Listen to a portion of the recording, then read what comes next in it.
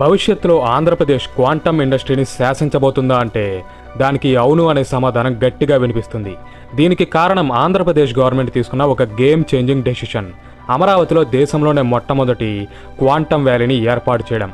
ఇది ఆంధ్రప్రదేశ్తో పాటు మొత్తం ఇండియా రూపురేఖలనే మార్చేసే ప్రాజెక్ట్. ఒక్కసారి ఈ క్వాంటమ్ వ్యాలీ అందుబాటులోకి వస్తే అప్పుడు టెక్నాలజీ రంగంలో ఎన్నో విప్లవాత్మక మార్పులు జరుగుతాయి. మన దేశ సైబర్ సెక్యూరిటీ వ్యవస్థ అన్బ్రేకబుల్గా మారుతుంది. వైద్య రంగంలో క్యూర్ అనేదే లేనటువంటి ఎన్నో డిసీజ్లకి మెడిసిన్స్ అందుబాటులోకి వస్తాయి. ఇంపాసిబుల్ అనుకున్న ఎన్నో ప్రాజెక్ట్స్ని ఈజీగా కంప్లీట్ చేయవచ్చు. వాతావరణంలోని మార్పులని, ప్రకృతి వైపరీత్యాలను కూడా ముందే పసిగట్టవచ్చు. దేశ రక్షణ కోసం కూడా శక్తివంతమైన ఆయుధాలని రీసెర్చ్ చేయవచ్చు. అయితే ఇవన్నీ కూడా ఒక క్వాంటమ్ వ్యాలీ ఏర్పాటుతోనే ఎలా సాధ్యపడతాయి, దాని గురించే ఈ వీడియోలో తెలుసుకుందాం. ఈ క్వాంటమ్ వ్యాలీ యొక్క ఇంపార్టెన్స్ అండ్ ఫ్యూచర్లో ఇండియా డెవలప్మెంట్లో ఇది పోషించబోయే రోల్ గురించి క్లియర్గా ఎక్స్ప్లెయిన్ చేస్తాను. ఈ వీడియో చాలా ఇంట్రెస్టింగ్గా ఉంటుంది. సో ఏ డీటెయిల్ కూడా మిస్ అవ్వకుండా ఉండడానికి వీడియోని లాస్ట్ వరకు చూడండి. ఆల్సో ఈ ఇన్ఫర్మేషన్ మరికొంతమందికి చేరేందుకు ఈ వీడియోని లైక్ చేయండి.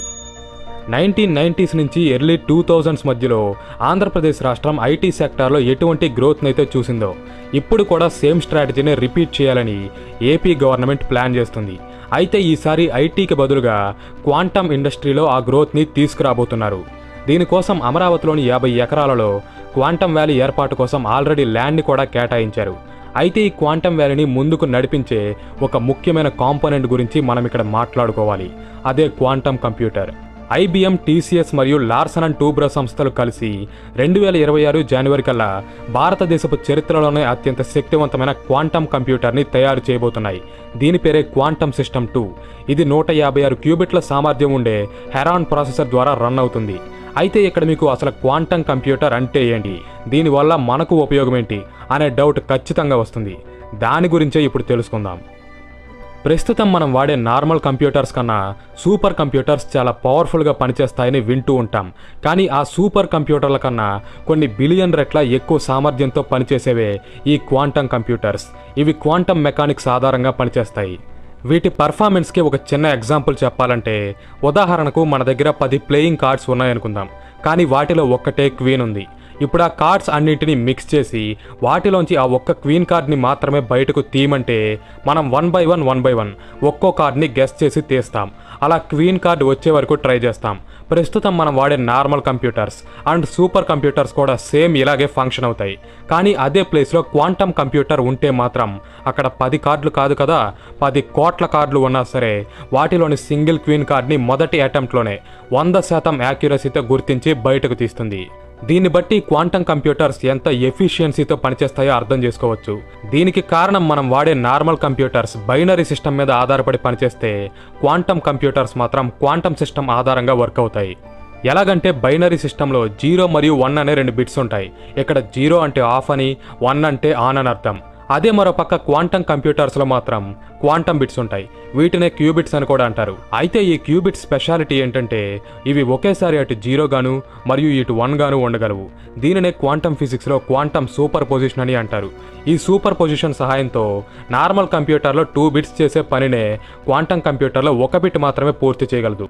ఇలా క్యూబిట్ల సంఖ్య పెరిగే కొద్దీ కంప్యూటర్ యొక్క ప్రాసెసింగ్ పవర్ అనేది విపరీతంగా పెరుగుతుంది. అది ఎంతలా అంటే 2 క్యూబిట్స్ ఉన్న ఒక సిస్టమ్ 4 పాసిబుల్ వాల్యూస్ని కనుక్కోగలిగితే 20 క్యూబిట్స్ ఉండే సిస్టమ్ 1 మిలియన్ కన్నా ఎక్కువ వాల్యూస్ని ఫైండ్ అవుట్ చేయగలదు. ఇక్కడ మీకు ఒక విషయం చెప్పాలి. అదేంటంటే రీసెంట్గానే 2025 మేలో బెంగళూరుకి చెందిన క్యూపై ఏఐ అనే కంపెనీ మన భారతదేశపు మొట్టమొదటి క్వాంటమ్ కంప్యూటర్ని తయారు చేసింది. ఇది 25 సూపర్ కండక్టింగ్ క్యూబిట్స్ కెపాసిటీతో పనిచేస్తుంది. ఈ టైప్ డివైస్ని ఇండియాలో తయారు చేయడం ఇదే మొదటిసారి. ఇక అమరావతిలో నిర్మించబోయే క్వాంటమ్ కంప్యూటర్ అయితే 156 క్యూబిట్ల ప్రాసెసింగ్ పవర్తో పనిచేయబోతుంది. అందుకే దీన్ని India's most powerful quantum computer అని పిలుస్తున్నారు. ప్రస్తుతం అమెరికాలో ఆల్గరిథమ్స్ని రాయడానికి ఏ హార్డ్వేర్ని అయితే ఉపయోగిస్తున్నారో ఇది కూడా ఆ కేటగిరీలోకే వస్తుంది. అలాగే ఈ క్వాంటమ్ కంప్యూటర్ల డిజైన్ కూడా మనం డైలీ లైఫ్లో యూజ్ చేసే నార్మల్ కంప్యూటర్స్తో పోలిస్తే చాలా డిఫరెంట్గా ఉంటుంది. దీనిలో ఎన్నో వైర్స్ మెలికలు తిరిగి ఒకదానితో ఒకటి కనెక్ట్ అయి ఉంటాయి. ఈ సిస్టమ్ మొత్తాన్ని కూడా ఒక సీల్డ్ బాక్స్లో పెడతారు. అయితే ఈ క్వాంటమ్ కంప్యూటర్స్ని తయారు చేయడం అంత ఈజీ కాదు. ఎందుకంటే ఇప్పుడు మనం వాడే నార్మల్ కంప్యూటర్స్లో ట్రాన్సిస్టర్స్ అనేవి కదలకుండా ఒక ఫిక్స్డ్ స్టేట్లో స్టేబుల్గా ఉంటాయి. కానీ క్వాంటమ్ కంప్యూటర్స్లో అలా కాదు. ఇక్కడ పార్టికల్స్ అనేవి ఎప్పుడూ కదులుతూనే ఉంటాయి. సో చిన్న వైబ్రేషన్ వచ్చినా, టెంపరేచర్స్లో ఫ్లక్చువేషన్స్ జరిగినా, రేడియేషన్ పెరిగినా, ఇలా చిన్న డిస్టర్బెన్స్ ఎదురైనా సరే ఇవి మైక్రో సెకండ్స్లోనే తమ క్వాంటమ్ ప్రాపర్టీస్ని కోల్పోతాయి. ఈ రకంగా క్యూబిట్స్ మధ్య ఉన్న కనెక్షన్ దెబ్బతిని మొత్తం సూపర్ పొజిషనే కొలాప్స్ అయ్యేలా చేస్తుంది. అప్పుడు ఈ ప్రాజెక్ట్ కోసం పెట్టిన డబ్బంతా కూడా బూడిదలో పోసిన పన్నీర్ అవుతుంది. కాబట్టే వీటిని బయట ప్రపంచంతో సంబంధం లేనటువంటి ఒక ప్రత్యేకమైన ఆపరేటింగ్ రూమ్స్లో ఉంచుతారు. అలాగే ఈ క్వాంటమ్ కంప్యూటర్స్ లోపల అబ్సల్యూట్ జీరో టెంపరేచర్స్ని మెయింటైన్ చేస్తారు. అంటే ఎముకలు గడ్డ కట్టించే -273 డిగ్రీల చల్లటి వాతావరణం మధ్యలో ఇవి ఉంటాయి. దీనికోసమే ఈ కంప్యూటర్ని ఒక సీల్డ్ బాక్స్లో భద్రపరుస్తారు. ఇంకా చాలా జాగ్రత్తలు తీసుకుంటారు. సో క్వాంటమ్ కంప్యూటర్ దాని పూర్తి కెపాసిటీతో వర్క్ అవ్వాలంటే ఎన్నో ప్రికాషన్స్ అనేవి అవసరం.